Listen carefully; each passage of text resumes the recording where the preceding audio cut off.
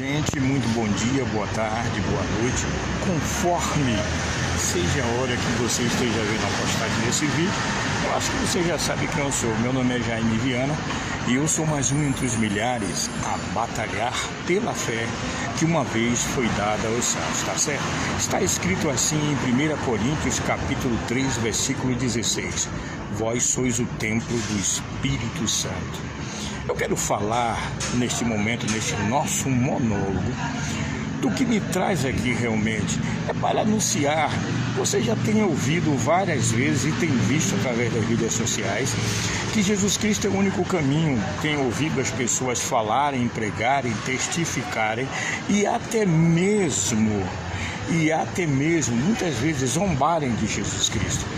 Mas como a Bíblia diz, nós temos o livre-arbítrio e esse livre-arbítrio nos impulsiona a agirmos de tal maneira, quando a Bíblia nos diz que nós somos templo, passamos a entender que também nós somos o altar de Deus. As nossas ofertas são colocadas diante de Deus, diante da nossa mentalidade, do nosso intelecto.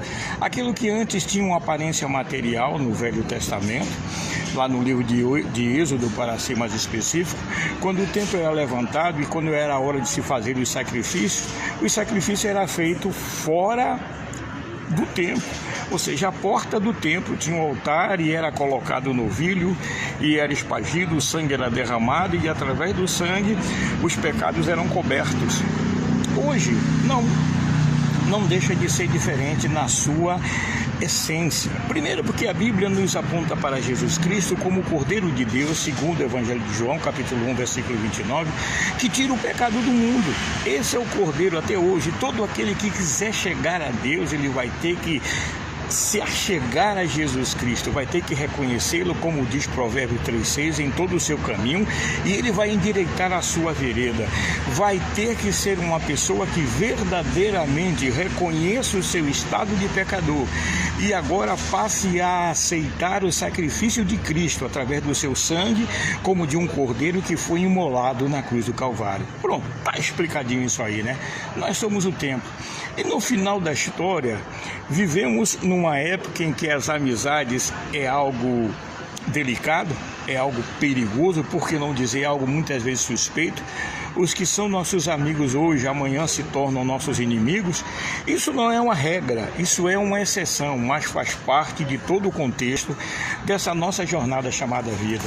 Mas no final da história, agora que você sabe que você é templo de Deus, como diz 1 Coríntios 3,16, agora que você sabe que você é sacerdote do Deus Altíssimo, como diz Apocalipse capítulo 1, versículo 5 e sequência, que Deus nos fez reis e sacerdotes, reis para reinar com Cristo.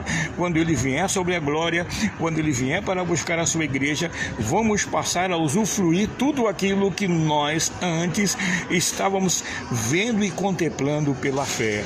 Então está aqui, mas uma coisa é certa, tudo aquilo que você fizer, como diz Gálatas 6,7, você vai colher.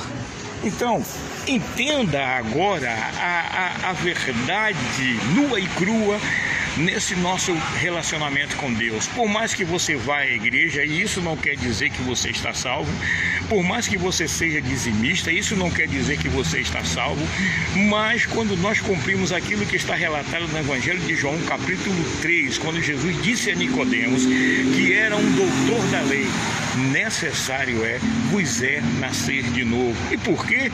Porque aí vai se cumprir 2 Coríntios capítulo 5, versículo 17, que aquele que está em Cristo, nova criatura é, as coisas velhas se passaram e eis que tudo se fez novo. Então, se você puder e se você quiser, negue-se a si mesmo, faça-se cumprir Mateus 16, 24, tome sobre si a sua cruz e siga. Seguir a quem? Seguir o homem? Não. Se o homem estiver de acordo com o que diz a palavra de Deus, amém, porque aquele que fala disso em 1 Pedro capítulo 4, versículo 11, fale segundo a palavra de Deus. Então, quem nós devemos seguir? Nós devemos seguir os nossos pastores quando eles estiverem em harmonia com aquilo que a Bíblia diz, certo? Não porque nós somos simpatizantes dos pastores, mas uma coisa é certa: no final da história, quando chegar aquele grande dia, o dia do nosso encontro, quer seja quando Jesus vem nos buscar nas nuvens, ou quer seja quando nós vamos ao encontro dele, quando a nossa vida aqui finda, o ideal é que tenhamos caminhado de maneira tal que não venha a haver em nós nada do que se envergonhar.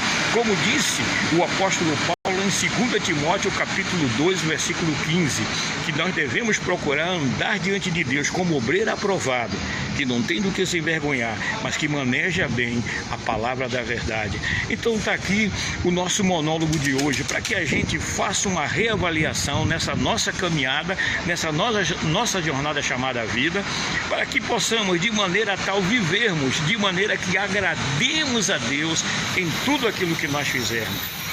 A minha oração de gratidão a Deus, em nome de Jesus Cristo, é que o Senhor transforme a sua vida e te dê entendimento para que você entenda que o viver com Cristo é muito mais do que ser um membro de igreja, é ser membro do corpo de Cristo. E quer dizer com isso que, sendo membro, nós nos tornamos mais do que vencedores. Em nome do Pai, em nome do Filho, em nome do Espírito Santo de Deus. Amém? Graças a Deus. Fica na paz, que o resto a gente corre atrás em nome de Jesus. Amém, Senhor. Até a próxima. Amém, Jesus. Amém.